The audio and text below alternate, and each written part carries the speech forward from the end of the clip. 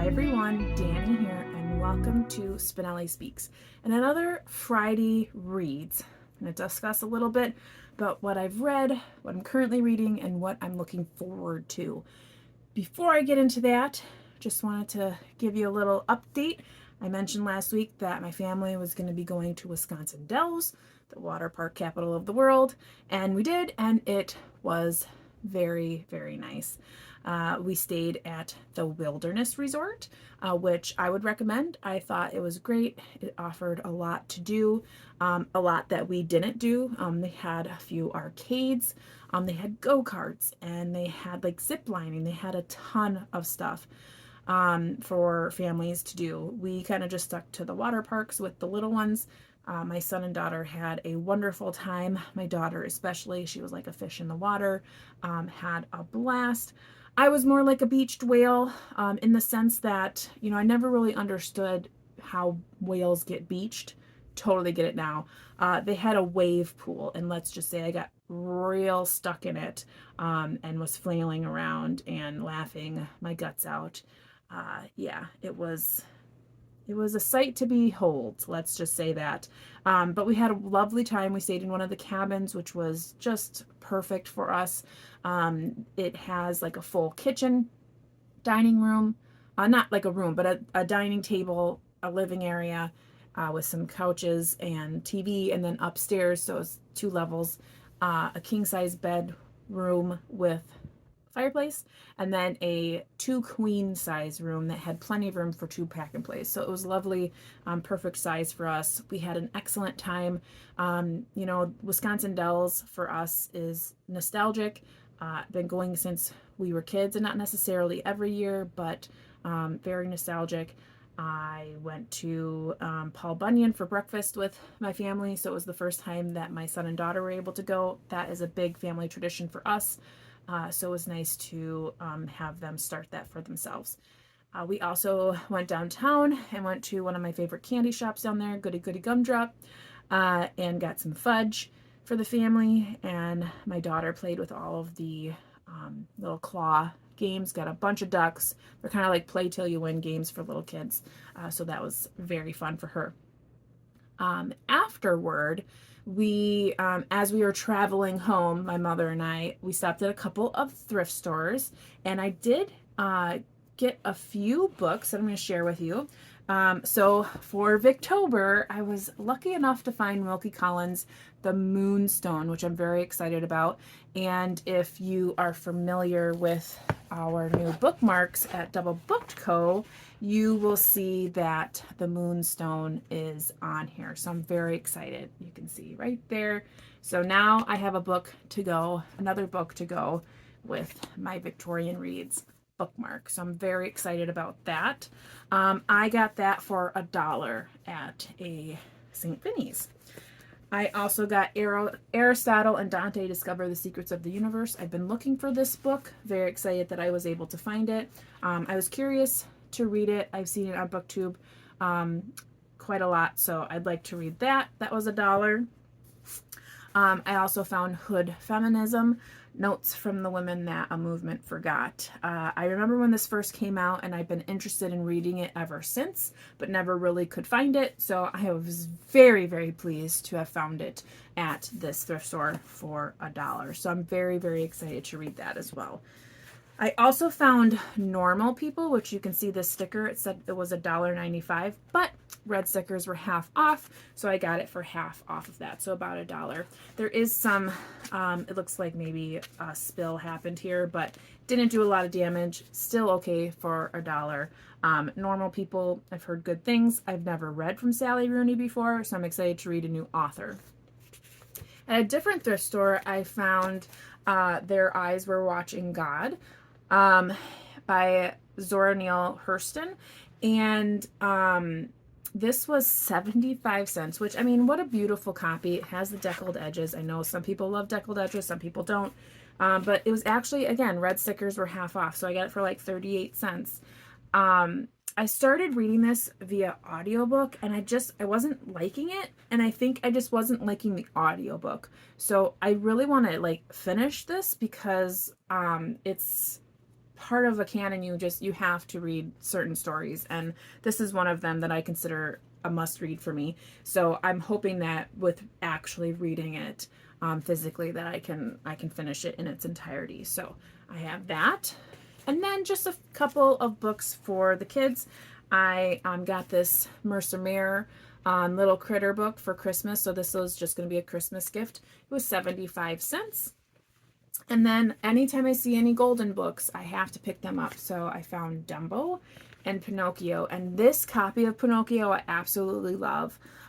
It's beautiful. I just love this. So these were 75 cents as well, which is funny because we stopped at a Goodwill and they were selling these books, like any children's books, for $3.99. That is absurd. That is absolutely absurd. So we went to another St. Vinny's, 75 cents. Perfect. So that was a nice little haul for myself, some for my kids as well. And yeah, so excited about that.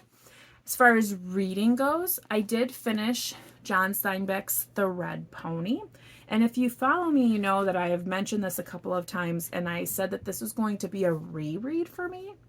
And I read this the first time in, I believe it was 7th grade, and it was for a class, and we read the book and then we watched the movie. I am now realizing in my reread that we did not read this book. We read the first chapter of this book, which is about the red pony, and that's all we read, because as soon as I went into the next chapter, because it's in 4 parts, so 4 chapters we'll call them. Once I started reading into the second, I was like, what is all of this? And as I finished the book, I was like, we never read any of that. We only read the very first part, which was about the red pony, and then watched the film. So it just cracks me up because I would have never thought, I would have all this time only thought it was that section and not have gotten the rest of the book and the rest of the moral. John Steinbeck writes about this young boy Jody who is 10 or 12, and he is growing up. He's coming into maturity and learning what maturity means, and you don't get that without reading the rest of the book. So yes, the first chapter is tragic and horrific, and it's so sad. But the rest of the book really gives you more insight into Jody's thought process and how he grows and kind of understands life and death and what comes in between. So I'm really happy that I reread this book so that I could actually read the rest of it. So if you have never read John Steinbeck, I will always recommend his reading. I highly, highly recommend you read East of Eden. That is one of my favorite books in general, and that is by Steinbeck. This is a great beginner if you're looking for something really short and kind of a taste of Steinbeck. So this was excellent. I started reading Secrets of Nanreath Hall. This is a historical fiction set. It's kind of a dual timeline, but the present timeline is in the 40s. And we follow, I believe her name is Anna, and she is the daughter of Lady Catherine, who she dies in the prologue. Not a spoiler, she dies in the prologue. So Anna is kind of putting pieces together of her past, her mother's past, as she comes back to Nanreath Hall, as she did not grow up there. And she works as a nurse for, I believe, the Red Cross, and she is going to get to know her family that she has never known. So we get the dual timeline of the early teens, which is then of Kitty or Catherine, and I'm guessing how she comes to fall in love, leave the estate, and then subsequently end up in London. I think I'm in the 3rd chapter, so I'll be continuing reading that. I am reading that with Laura from Book Bubbler. I did read The Red Pony with Ange from Ange's book something. I always think about her Ange with an E, but that's not her name anymore. But 'tis neither here nor there. I did not read any more in the Thomas Hardy book that we started last week for DoubleBookedCo's book club. That's Far from the Madding Crowd, but I will get into that more this week. I also just borrowed the Gunpowder Green, which is the second book in the Tea and the Tea Shop Mystery series by Laura Child. So I will be getting into that, which I'm excited about. And I also just borrowed the audiobook of Blackbird Oracle by Deborah Harkness. Now, I just read that back in July or August. I think it was August. But now my hold came up for the audiobook, so I'm going to reread it, but this time in audio. So I'll be doing that. I probably won't talk about that. I'll just let you know that I finished it, but I've already discussed that in a prior Friday Reads.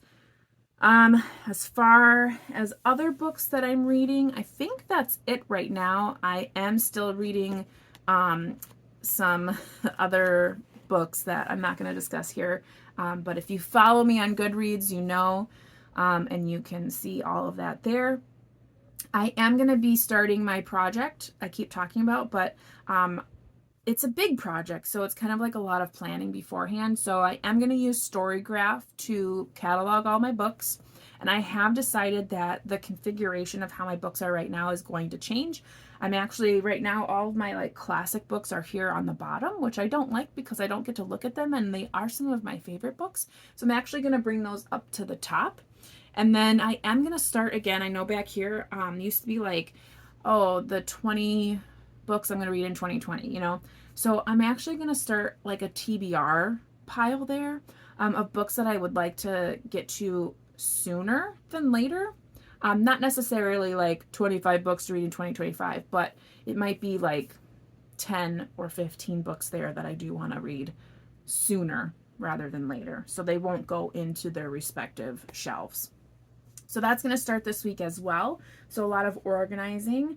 And I can put all of the books that I've been hauling away, which will be really nice. But I'm going to stick to genre. I like that because when I am looking for a mood read, it's easier to find, as it's better than doing by color and that kind of thing. So I'm going to do classics, and then I think I'm going to go right into fiction, probably historical fiction first, then fiction. And then over here will probably still be the nonfiction, the mystery, sci-fi. And then I do have a lot of books that are read books that are down on the bottom over here. And I think I'm going to put those all in the middle, which is right under me. And that will fill that whole section. That way over here, I'll have more room for books that need to be read. So you'll see all this. I'll try to vlog as much as I can as that process goes and see where it takes us. But that's all for today. I appreciate you being here. Let me know in the comments what you're reading, if you've read anything that I discussed, and if you have any suggestions for reorganizing, if there's anything that really worked well for you. But other than that, I think we will pause there until next week. I hope you're reading something fantastic, taking care, staying safe. Until then, you know how it goes. Happy reading.